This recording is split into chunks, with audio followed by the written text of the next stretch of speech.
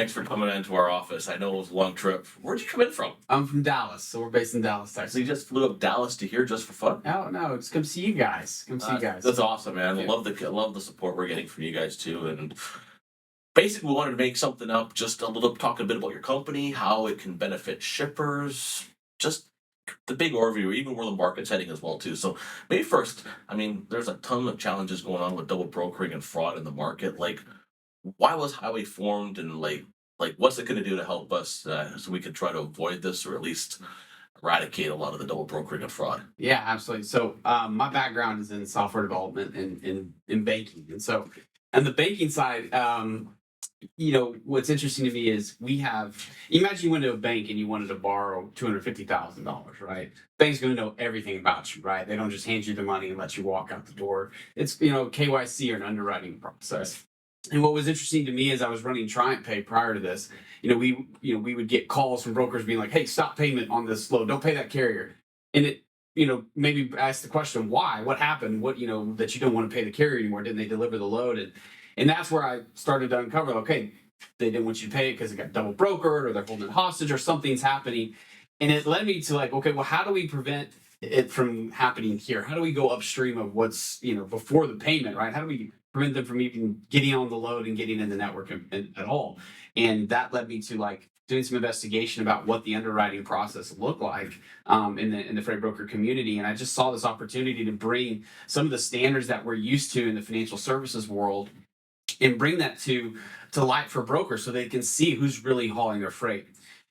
There's 380,000 roughly carriers that have interstate motor carrier authority in the U.S. Right. And what I talk to people about a lot is what's scary about that number is there's nowhere near that many carriers actually running in the U.S., right? From the data we saw when I was running TriumphPay on the payment side, from the data we see on the insurance stuff we work on at Highway, it's nowhere near 350,000 carriers. And so what we tell people is having carrier authority doesn't make you a carrier.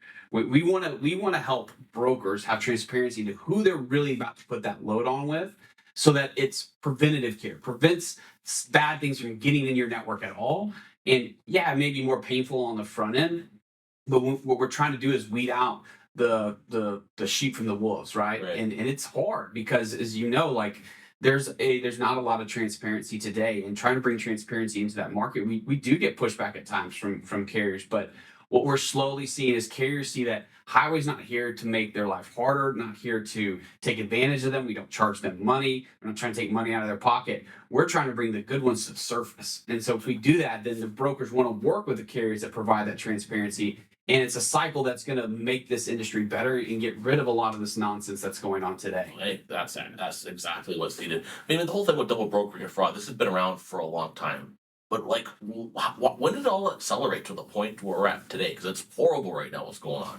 Yeah, so if you think about fraud, or just specifically freight fraud needs three things to survive. So like fire needs heat, it needs fuel, and it needs oxygen. And so when you try and put out a fire, you try and put out one of those three or two of those three things to extinguish a fire. Fraud needs anonymity, needs urgency, and it needs the prospect of gain. So the prospect of gain is pretty easy, right? You got a $200,000 load, and you're paying someone $2,000 to run it for you. There's a big upside if they do something nefarious.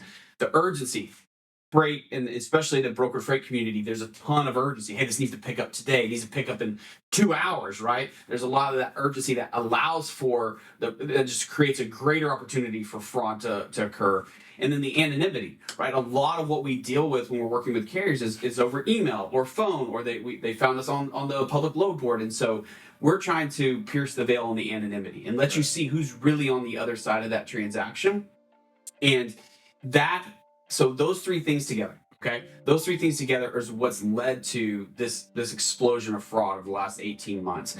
20 years ago, you didn't have the same level of urgency. 20 years ago, you weren't able to move carriers through your network as fast as you were.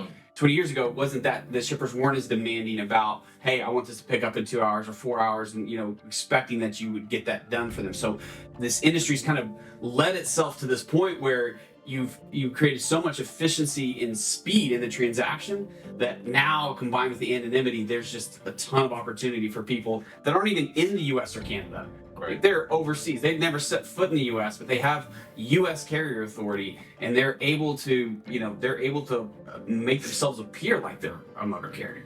Wow.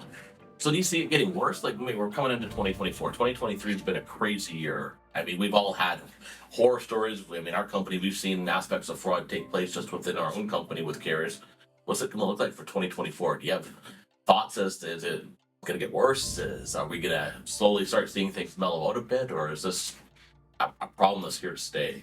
Yeah, I'd say let's talk about the market as a whole, and then talk about highway brokers specifically. Okay. So the market as a whole, yes, like there continues to be increases in not only stolen loads, but like the double brokering, the load fishing. All of that is continuing to increase because there is still opportunity for criminals to create financial gain for themselves. With highway brokers, we've seen on average across all the brokers that use us a 97% reduction in fraudulent activity with highway. That's huge. And so it's made a huge difference for a lot of brokers, saving them not only the losses, right? Not only the financial losses of having to pay the deductible on a stolen load or double pay on a double brokered load, but also the reputational damage, right? You think about a stolen load, it's not just paying the deductible.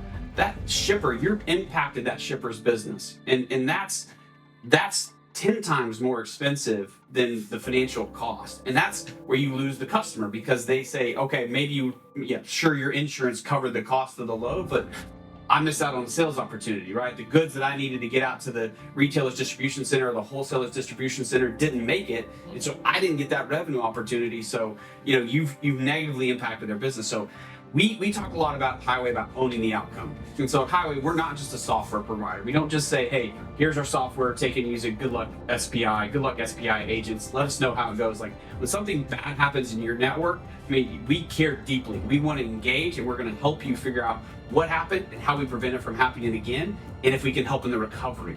And today we've been very successful in helping brokers that have had something bad happen, recover, and then also like preventing it from happening to other brokers. Okay. So, a lot of this is all following on 3PL companies like ourselves and even our competitors. It's happening to them. But I'm finding, talking to shippers, I don't think they really see how bad it actually is out there. I think they're just relying on the brokers to deal with the problem and to ensure they're putting a carrier that's reputable and is going to move it from point A to point B in a timely manner and communicate along the way. Like, what can shippers do? Like, how do we educate shippers, and what should be our message to shippers about utilizing tools like Highway to help us? Yeah, absolutely. So Highway, we only sell to freight brokers. We believe deeply that we serve one. You can't have two masters. You can't serve two masters, right? So Right. Some people in the freight tech industry like to serve brokers, and then they take the broker's data and they go sell it to shippers. They take their customers' data and go sell it to their customer's customer, and we don't do that. But what we do, and what we have, we probably have a half dozen, if not 10 shippers now that they wanted to use Highway. Say, hey, you can't. We only serve brokers. But if you want to use brokers that use Highway, like you should do that. And so we have some shippers now, some big ones that say, hey, brokers that are in my network, if you're not using Highway, you're not going to be invited back to the bid season because they see the benefit of they see the benefit of having a tool like Highway that's looking across 400 brokers for fraud events to protect their freight. And so it's creating more opportunities for highway brokers and that's what we're looking forward to in 2024 is we want to create a program where we can help brokers that are using Highway stand out. Like they're going the extra double because it's harder to do this right. It's harder because you don't just hire every carrier that comes through and says, hey, I'm a carrier, I want this load. So you're doing more work. You should be rewarded for that. And you should be rewarded for that by having more opportunities with shippers and being able to tell shippers, hey, we don't just hire any carrier that shows up, that sends an email. And we don't just take any email and trust that it's the carrier they claim to be. We take these additional steps. We verify them with NFA. We make sure that they have presence in the U.S. And if they have some red flags, we make sure we can see their ELD before we hire them to know that we're not just booking something in the dark. We can see the truck that we're about to put it on. Perfect. So, so as a shipper, what questions should a shipper be asking a broker before he does business with them? Yeah. I think the first question is, what does it look like for your carrier with your carrier vetting process? Like, what are the tools that you're using to vet carriers today? The second thing I think you can ask is around shippers should be asking is around how are you protecting the rate confirmation and pickup information, right? Because if a lot of this load phishing, they're not even onboarding; they're just trying to get you to send the rate confirmation to some email address that they control while pretending to be this carrier over here. And so that's where with the Outlook plugin and being able to look up emails in Highway, but also having Highway be able to send the rate confirmation for you, make sure it gets where it needs to go. That's the second thing I would say to a shipper is like, how is your pickup information being protected? Because if that becomes compromised, number one, doesn't matter. If they have the pickup number, they're gonna be able to steal that load. And number three, I would say, is how do they think about this holistically in terms of reporting, in terms of their business, right? You have a network. SPI has this network, and it's our job to be the firewall for your network and prevent bad traffic from getting in. Now, what can happen is that can slow down some good actors. Some good carriers may look bad on the outside because of some choices or some things, some factors out of their control. Right.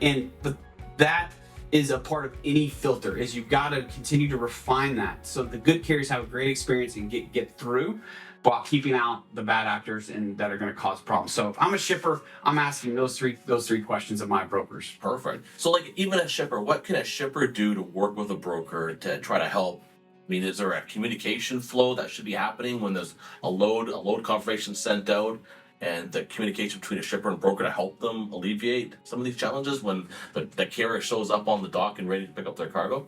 Yeah, I think for a shipper, like they want to know that the broker that they're using has these processes in place to make sure that there's protection of their confidential information. It's confidential information, that pickup number, that pickup information. That information, they need to know that a broker is doing the right things to protect it, like SPI. Like you guys are using Highway to make sure that once you have that valuable information, it's only going to not only the right carrier, but a carrier that would meet the standards of SPI that you're willing to send in to go pick up that load. We talk about this a lot. As a freight broker, you don't actually get to show up and own you don't actually physically there, right? Right. Your carrier that you're sending in is the extension of your brand. Right, so we talk about that a lot. Like, is this someone that you want representing your brand at your customers or at your customers' dock, right? And so that's why this preventative care is so important, and that's why working with carriers that are willing to provide transparency is so important. Because if they're willing to go through the process and they're willing to do things right, then that is going to save you so much headache and pain on the back end of maybe they don't just steal the load, maybe they don't double broker, but maybe they give your shipper a really bad experience. And trying to get out of that is hard. Yeah, exactly. So like the process with Highway with trying to weed out these carriers, what are some of the things that are the milestones or safety points that you guys check out to verify a carrier? Yeah, so we think about risk in a matrix. So this is my background in banking. When you think about risk, you think about here's high risk, low risk, and there's all kinds of factors along the way that can make you look high risk. So there's this basic principle we use at Highway. There are two kinds of people in the world. They're good guys and bad guys. Very simplistic. Simple things. All right, but here's the difference. So how do you tell the difference between a good guy and a bad guy? Well, bad guys don't want to leave footprints. And so a lot of what we do in Highway is if we can't see footprints, right? Because if you leave footprints at the scene of crime, you're going to get caught. The same is true with people that are trying to commit freight fraud, as they are trying to hide and obfuscate their identity. And so as what we do through our process is identify high-risk carriers and say, hey, like give them the chance to offer us the visibility to know that they're a great carrier and a good carrier. And if they do, they're going to pass their flying colors. And a lot of that is around, mobile phone verification. It's around ELD verification. It's around, insurance and making sure all those things are aligning and telling the same story. And if that's happening, they're going to make it through great. And there's about 140 to 150,000 carriers that are approved, passing the rules, insurance on file, right, ready to go in Highway. But now the carriers that don't want to do that, that's your warning sign. That's the sign of like, if they're not willing to show and give you that transparency, if they're not willing to give it to you before you give them the load, why would they give it to you after? Makes sense. So like thinking about, say, let's just delve deeper now into our business now when we're talking with our agents. And yeah, yes, we're on Highway. Yes, there's hiccups with any type of new software that comes in. And I think our agents want to know, I see the potential as this is a huge selling feature as to what we've invested in technology-wise into Highway. to protect our customers. So how can our agents use this as a tool, as a selling tool, to give peace of mind to their customers, and also to help them get other customers? Yeah, absolutely. So when you think about freight brokers, right? There's 8,000 freight. There's 30,000 registered freight brokers in the U.S. There's about 8 to 10,000 active. So how do you stand out? So when you're talking to your customer, how do I stand out as SPI or an agent of SPI? Well, one of the ways that you talk about what the shippers care about is service and stability, right? Those are two components that they care about in their supply chain. You are literally being given the keys to their revenue cycle, right? And so when you show up and say, hey, at SPI, we don't just make it easy for we don't just let anyone get in, right? We want to make sure that we're working with high quality vetted carriers. And if they're high quality vetted carriers, yeah, they can get in really easy, but we make sure shippers that we are taking the security of your freight seriously. We care about the outcome for you as a shipper, not just, hey, what's the cheapest carrier we can find to get this load moved. And that, I think, is what separates the high quality brokers and agents like SPI from a lot of these people who, are just trying to make a dollar and putting risk. You got to think about the risk that can be put on that shipper's business. And talking as an agent and you're talking to your customer, that shipper, you want to be communicating that you're not just taking the easy way out. You're here to think about the long term and building long-term relationship by executing day in, day out and using high quality providers to get them great results. I fully agree. And I mean, I see it though. You have a carrier that's a few $100 less. It's like, oh yes, there's my potential to make a little bit more money. But coming along with that's also risk. And the customers, they're asking like, well, yeah, they're still about rates. Trust me, customers are still about rates. What's the rate going to be? And I think we need to say like, hey, yes, I have this carrier that's a couple $100 less, but I'll tell you what, how he shows up in the system, I have some reservations about it. This carrier, for instance, is a few $100 more, which is actually more in line with what the market rate is, but I feel comfortable with this carrier. This carrier is going to do a good job. We're not going to have any transactional issues. We're going to have open communication with them. So I think there's that segregation that we got to segregate and also sell it to our customers that way. Yeah, and there's so many sayings around this. Stepping over a dollar to pick up a dime, right? And you think about you're putting at risk potentially hundreds of thousands of dollars of freight on that load, and not only that, but the relationship with that shipper to save a couple $100. And we talk about this a lot during our training process with customers. Is carrier authority does not make you a carrier. And no longer, that doesn't work anymore. There's too many shell MC numbers out there. I mean, there are tens of thousands of shell MC numbers out there that are just sitting dormant, that people have registered that aren't actually motor carriers. And we need to do more to make sure that who we're about to hire is actually a true carrier, has the equipment they say they do, the equipment is insured, and that they're actually going to show up and do what you need to do. And a big part of that is the willingness to provide transparency. And I can't emphasize it enough that if we're thinking about building long-term value for your agents and for SPI, we need to think about service level through the cycles. We need to think about carrier usage through the cycle. Absolutely, today shippers are more rate sensitive. That's going to change someday soon, and we want to make sure that we think about what we're doing through these cycles and building long-term value for SPI's agents and SPI, whether it's a down market or up market. And one area that we don't want to compromise on is the quality of the carriers that you're allowing in the SPI network, because that is brand, right? The carriers are an extension of your brand, and so we need to think about when we're bringing them into our network. Are these brand ambassadors? Are these people that we do want representing our SPI or SPI agent brand at the dock of our customer? Yeah, that makes so much sense. Interesting enough too is the fact that a lot of, how do you say it here? These carriers, the good ones are going to have to give our customers a really good experience. The bad ones can leave things in a bad experience. But do you think there's value in our agents or just any broker, for instance, going to their customer and saying, listen, they go, what impact does a fraudulent, if your load is stolen, have on your business? Or, if you all of a sudden lose complete visibility of that load because it's been double brokered, how does that affect your business? And painting that ugly picture to a shipper that when these bad things happen, there's an impact to you. Yeah, and I mean, each case is different, right? So for a CPG company, they have certain quotas and thresholds in delivery velocity. They have to keep up with the food retailers or the food distribution or the distribution. The wholesalers for those food retailers. If they don't meet that velocity, they're not keeping that amount of goods flowing when they've committed to deliver it. They're going to lose business. They're going to lose revenue, and it's not just. And again, like it's not just about replacing the cost. Maybe you replace the cost to retail. They don't book that as revenue. And every single one of them have investors. Every single one of them have financial reporting, and they're all trying to grow their revenue. And so, with even just one truckload not getting to the Wegmans distribution center when it was supposed to, is going to negatively impact their quarter. 100% their quarter will be impacted by that. Now you're talking about 2, 3, 4 loads that get stolen. Now we have a real problem that now C-suite is going to be hearing about it at that shipper.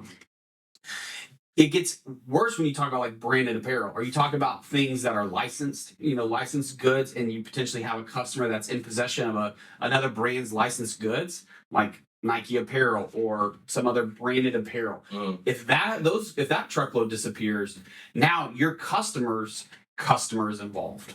Right, because now you have their product on the black market, you have their product going into flea markets, you have their product potentially going into illicit distribution channels, maybe showing back up on Amazon and creating bad outcomes for consumers, and that's an even bigger issue for them reputationally. And so I think again, it just comes back to like showing up and being a service provider that thinks about providing quality through the cycles.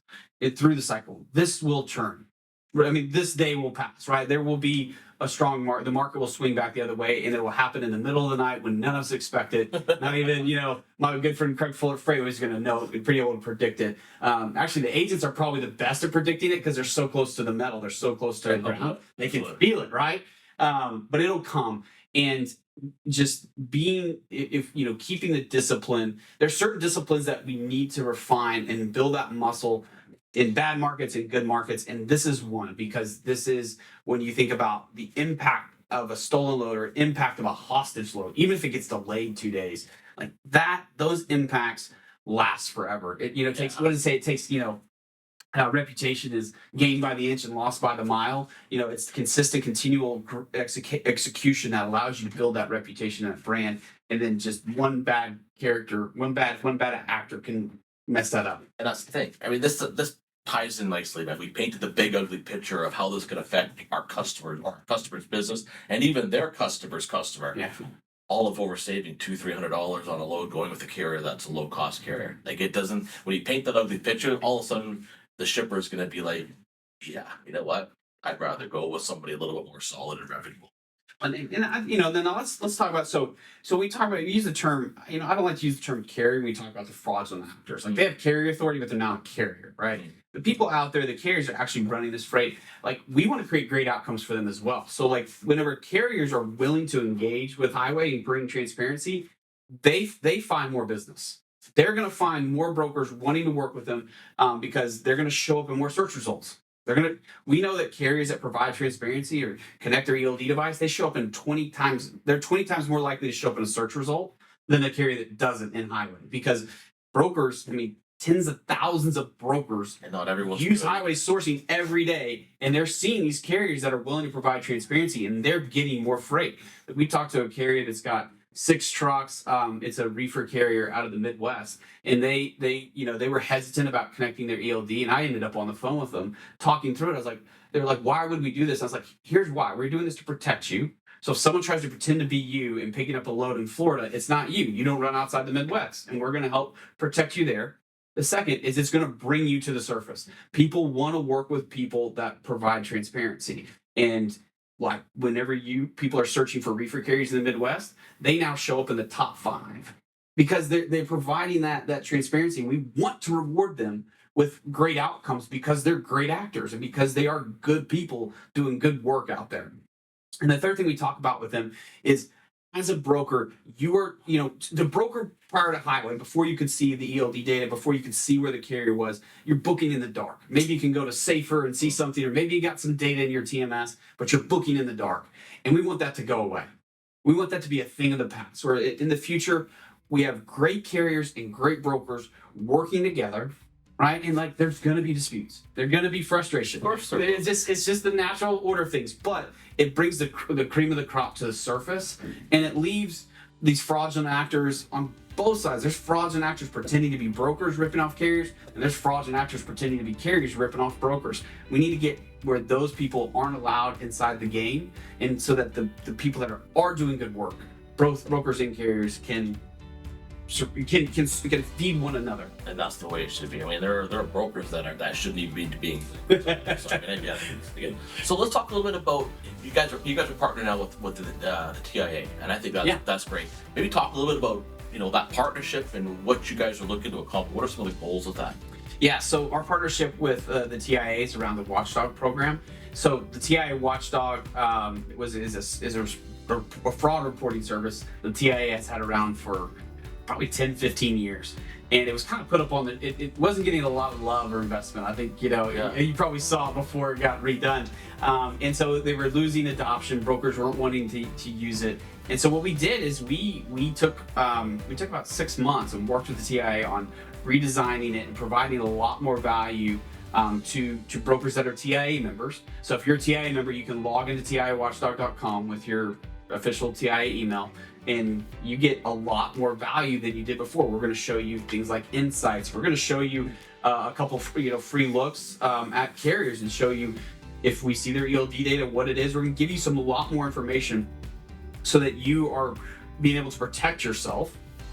And then what that leads to is that's where fraud reporting happens at the TIA. So we got 2,000, 2,500 member companies roughly with the TIA, and they're now using that more actively. I think we've seen 20 times more carrier views than was previously. We see a 30x increase in the number of fraud reporting, and that's really helping cut this stuff off before it gets legs. And a lot of that fraud reporting, Mike, is not, hey, my load got double brokered or stolen. It's catching it before it turns into that, where the email phishing campaigns are coming out. So these fraudulent actors pretending to be carriers are emailing in, they'll email best1logistics@gmail.com, but they'll use a one instead of spelling out one, which is the right email. And they're trying to get the broker to give them that load, pretending to be a carrier that's already in their network.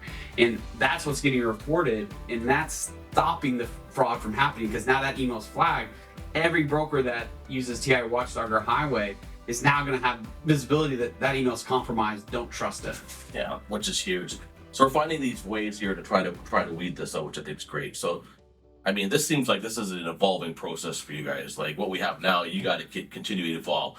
So what are some of the things on the horizon for Highway, some of the new tools that we can probably expect coming out, and how are they going to benefit us? Yeah. So we'll talk about tools for both brokers and carriers. Okay. So, we've spent a lot of time thus far building a lot of products from brokers. And why we did that is, one, that's where my relationships was with the freight broker community. The second was, we believe that if we can stop the fraud at that point in the cycle, we can prevent a lot of downstream fraud. And we've been able to do that. But the next step is we're rolling out a carrier product that's going to be free for carriers that are registered with Highway and providing transparency, that they're going to be able to go and see and look up brokers and see a lot of the same things that brokers get to see on carriers. And it's going to provide a lot of transparency about, where is this person actually accessing Highway from? Or, is this really the broker they claim to be? What kind of payment data have we been able to see on this broker? Like, they've had authority for 2 years, but no one's bought an invoice from them in 2 years. Like, what's going on? And provide a lot of that visibility to carriers so that they can vet the people that they're about to do business with. Additionally, we're going to provide a rate confirmation delivery tool for carriers and brokers, a secure way. It's available today. They can just use their MC number at gohighway.com, and they can be protected when people are sending them rate cons. Highway's going to tell them, that's not the broker it claims to be. They're trying to pretend to be another broker, or we don't know who that broker is. You should make them go verify their identity before you work with them. Those tools for carriers, I think, are going to help prevent a lot of fraud that they're facing today. My buddy, I told you this earlier, friends since kindergarten, went to high school together.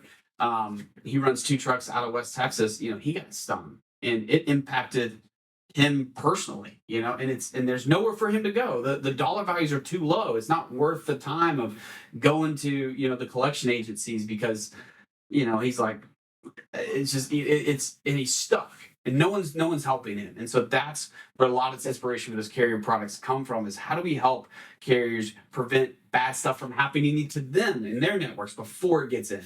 So that's That's enhanced carrier broker relations the way this is going. I like that. I think it's beautiful. It's good stuff, and everyone's gonna win. It's gonna become a win-win for everybody if people partner up. yeah, and we that's why we try and be mindful. Like when we talk about the fraud, they're not carriers. They're pretending to be carriers. And when we Yes. talk about the fraud, they're not brokers. They're pretending to be brokers. And what's hurting the good actors, right? The bad apples are spoiling the whole lot. Is brokers are getting burned by these fraudulent actors pretending to be carriers, and carriers are getting burned by these fraudulent actors pretending to be brokers. And it's causing just reputational damage across this entire industry. Both these industries need each other, and there is great outcomes that can be had for all. And yes, there's going to be disputes along the way, and people are going to be frustrated, and there's miscommunication, and there's unmet expectations about when they thought they were going to be loaded versus not, and there are bad actions taken by both sides. But I think ultimately, the more that we can bring transparency and trust, the trust that I'm working with someone like SPI. So think about this: like a carrier that's been around in the business 6-9 months, never worked with SPI. They may not know how big you are, right? Right. And so part of what we want to do in Highway is expose to these small carriers. This is a big broker. That means they're credit worthy. That means reputationally they've been doing this a long time. Means they've been doing something right. And then 3, it's like they're going to have more freight for you. So you're willing to take that load. You want to go engage with them because they're going to have more freight. And they don't have an active sales force out there selling their carrier services to the markets. For them partnering up with a broker could be a win-win for them. Absolutely. Huge win. Absolutely. And with your agent model, what's great, I think, that we want to do a better job is showing to these carriers, through this carrier product, is, hey, it's not just like SPI, this one broker. There's 60, 70, 80 agents out there that are out there hustling all day, every day, getting shipper freight. Like, come work with them because you got 60 at-bats. You got 60 salespeople out there for you now, out pushing freight for you. So we're going to work on like that messaging, and that's what we were working with you earlier. It's like, how do we communicate the value prop that these brokers that do good work and are paying carriers and are not trying to work people over? How do we raise that to the surface so carriers know where to go haul, know what brokers they should be working for? Yeah, and that, like you said, that's a trust factor. So, all right, let's break it down a little bit right here. So, we have a great vetting tool utilizing Highway. Like brokers that don't have a vetting program, man. Like, what are some of the challenges and the risks that they're going to experience, kind of moving forward, or as they're seeing right now? Do you have any stories to share? Or yeah, I mean the sophistication level is getting pretty incredible, right? It's getting, they are trying new things. So some of the things we see, one of the ones that I heard the other day, like this stuff changes daily. Yeah. That's why I like, when people say like, oh, let's have a, you've got to move fast to keep up with these guys, because they don't have some committee where they're sitting around talking about, oh, what should we do? Or, they're trying stuff all day, every day. So some of the statistics, we see 200 reported phishing attempts per week. Wow, that's crazy. 200. I mean, the scale of it is mesmerizing. That's 200. Sorry, that's not just 200 total. That's 200 unique email attempts. Yeah. So there's probably 1,000 or more with those same emails. So that's 200 unique emails that they've used to try and phish. And it only takes one to get us. It only takes one. They're playing for a lot of tickets. We're playing defense. So, one of the ones that was, the subtlety of it, the genius was in the subtlety of what they did. And these guys are this good. They got a carrier sales rep at a large broker, and they used a reasonably sized large carrier, 50 trucks. And they said, hey, I want that load that you posted on this load board. And hey, send the rate confirmation here. And they gave the domain that was the exact match for that carrier's email domain. It was, wow. They didn't try to spoof the email domain. It was a corporate domain. And they said, hey, email it to this user, C. Velasquez at this domain. And the carrier sales rep did the right thing, and he went and checked the domain. He sent the email. Didn't hear anything back. And then all of a sudden, an hour or 30 minutes after pickup was supposed to happen, he gets a call from someone pretending to be the driver and played the whole role. Frustrated, pickup number's not working. What did you do? This isn't the right pickup number. Give me the pickup number. What's the pickup number? I'm sitting here. I'm about to leave if I don't get this pickup number. And the carrier sales rep gave him the pickup number over the phone. Wow. And that's all it took.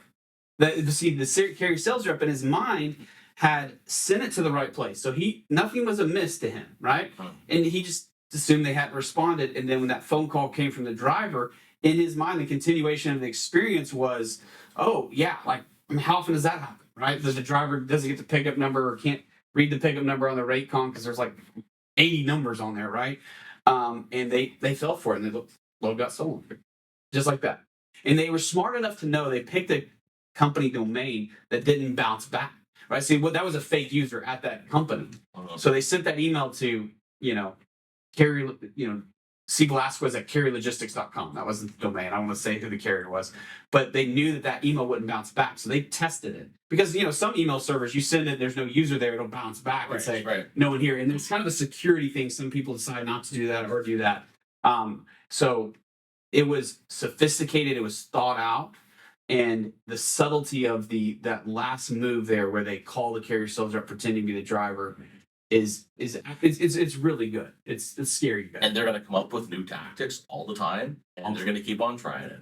Yeah. So the rest of these smaller brokers that don't have a real vetting process in place or ways to alleviate this are going to have some challenges. Yeah, you've got to be vigilant. You've got to be on your guard all the time. And that's our job for you. We're your firewall. So every network has a firewall, and that's the tip of the spear that's out there trying to protect things from getting into the network. And that's what our job is. So we look at all this data coming in, and we're looking at how they're fishing for these loads. We're looking at what kind of loads they're fishing for, and we're tracking this data, and it allows us to be proactive.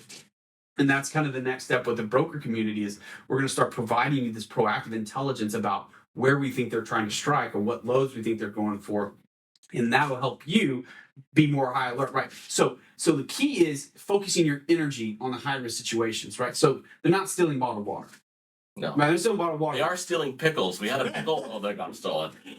Right. They're not stealing bottled water loads, but they're targeting certain commodities that are either easy to move or high value or both. Right. And then they're targeting them in certain zip codes. There's certain distribution centers. What kind of areas then are they targeting right now? Oh, we don't say that publicly. Okay. But it's in highway, right? That's the job. We don't want to disclose what we know because then it'll shift their tactics, right? So we want to, as much as possible, withhold what we think we know, but deliver it to you in a way that in highway. That's why sometimes in highway you're like, why is this more challenging for this carrier? It's because there's something we're seeing about a pattern that we may not reveal to the carrier or reveal to the user, but we're testing out in the background to say, okay, let's try that to see if that stops some of this activity.